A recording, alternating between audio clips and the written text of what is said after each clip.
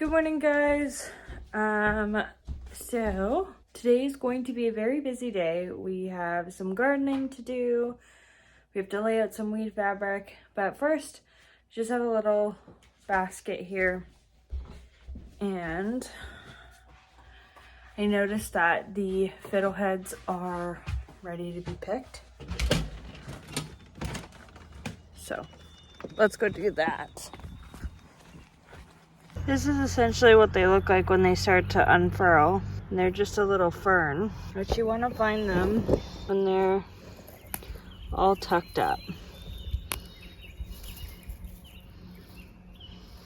Like that.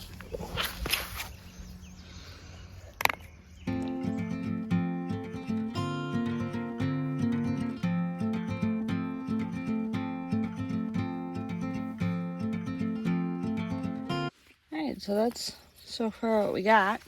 So I'm just gonna continue this and I'll be right back. And they smell really, really good, like sweet. It's hard to describe, and I've actually never had them before, but I've heard they taste really good, so I'm excited to try. Alrighty, so we get sun starting at like, I think it's 5:30, 6 o'clock. Yeah, this whole area is in full sun from, that's around to like 6 to like 8, 9 o'clock at night. So we gotta be careful with sun exposure. I learned that the hard way yesterday. But we have a whole bunch of fiddle greens here. And this is what they look like up close. So it's just like a fern kind of all furled up like that. So some of these are a little bit looser and scraggly. I figure I pick enough for a meal. We'll try it. There's still a whole bunch coming up. If we like them, then great. If not, it was a good try. But I'm sure I will at least like them. So we have the giant roll of weed fabric. We have two. Let me show you. So just over there, there's a little bit of a tilt up area, and then we have our mini tunnel here. We call it the mini tunnel because it's like 9 by 13, so it's a cute little size. Yeah, I gotta cover this now, and then we're gonna put soil on top.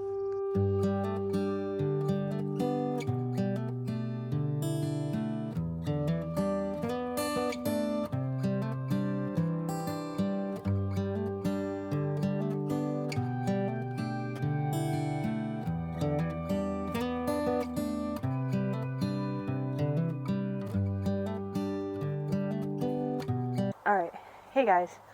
So we're here in the in-ground garden behind me, and I was just working on the potatoes. So as you can see, there's one long row right there, and then a short row, and then I started my next trench there. I'm trying to keep most of the varieties separate because I want to know what potatoes we like better than others, and I also want to know what produces more, just so I know for the future. I'm experimenting with two varieties of seed potatoes, Yukon Gold and Russet, and then I just have some golden potatoes that they went bad. They were from Costco. They started sprouting, so I decided to chit them, and then I planted them. So I'm just going to take you along to do this last row, and yeah, I guess you can come join me.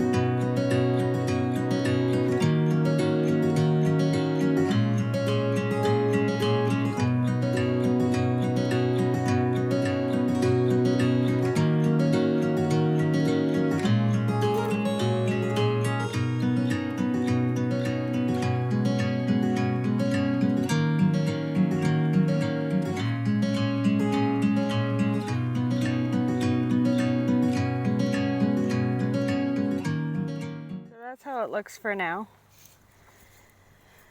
We'll mound up some hay here, or some straw. Sorry, I keep saying hay, but I'm gonna mound up some straw to kind of cover all these. We got the potatoes planted. That definitely feels like an accomplishment. I completely forgot to say it's the next day. The days are flying by, and sometimes there's some jobs that like I can film, and then there's some jobs that like I seriously can't. I guess I could and just put music over it, but I don't want the entire video to be that. I want to be able to talk to you guys, explain what I'm doing, and kind of make sense of some things. But yeah, so after the last clip that you saw, we rolled out this weed fabric that I'm sitting on, It's about a 25 to 30 foot-ish width, and then length it's about like 80 feet. So this year, that's what we're going to start with. I'm going to do potatoes, some pumpkins, some melons. I'm going to do all my onions, some leeks, some corn, sunflowers, all of that, to offset our own grocery bill costs, to maybe sell some, to keep some for the chickens, so that we can kind of offset the feed costs. But yeah, it's a little cooler than it was the past couple of days. It's been really hot, and it's hard to get work done when it's so hot that I get sunburnt very easily. So I'm constantly, we have a running joke now that my new scent is sunscreen or bug spray or both. At least a lot of things are getting done. So we got the entire house pretty much unpacked. I completely organized the kitchen, which I'm going to show you guys. I'm very proud of it. And I think all we have left to do is the clothes. So I'm going to clean this up, take the ATV back, and I guess I'll show you what Em's doing.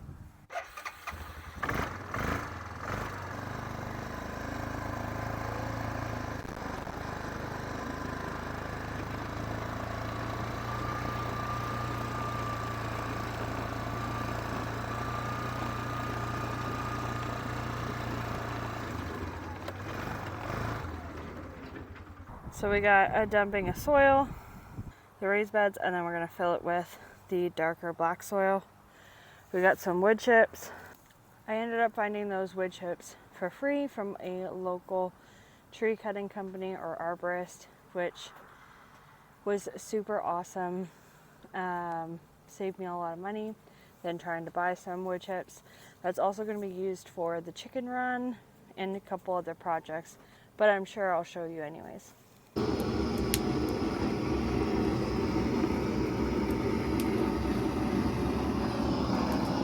So Nem's here just charring some of the wood that we're using for the raised bed garden.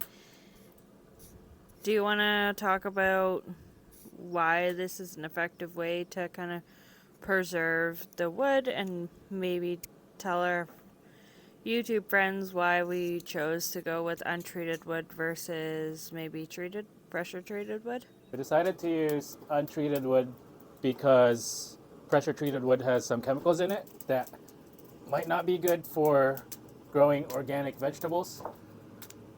And doing the charring process, it's called shosugi ban.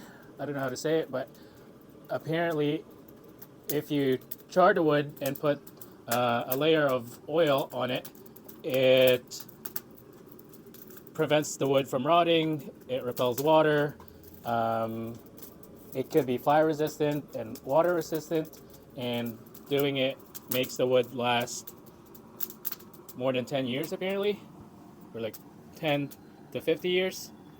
And you can do this with any type of wood.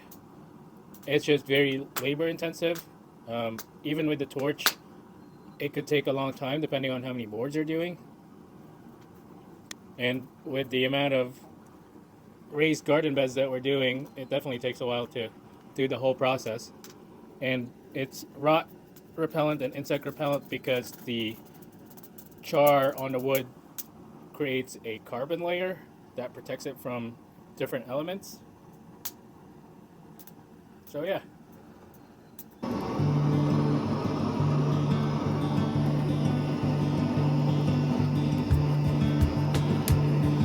Hey, it's Editing Taylor here. I completely forgot to close out this video, so this is me closing out the video.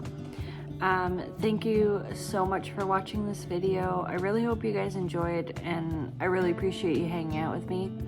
I'll see you guys next time. Bye guys.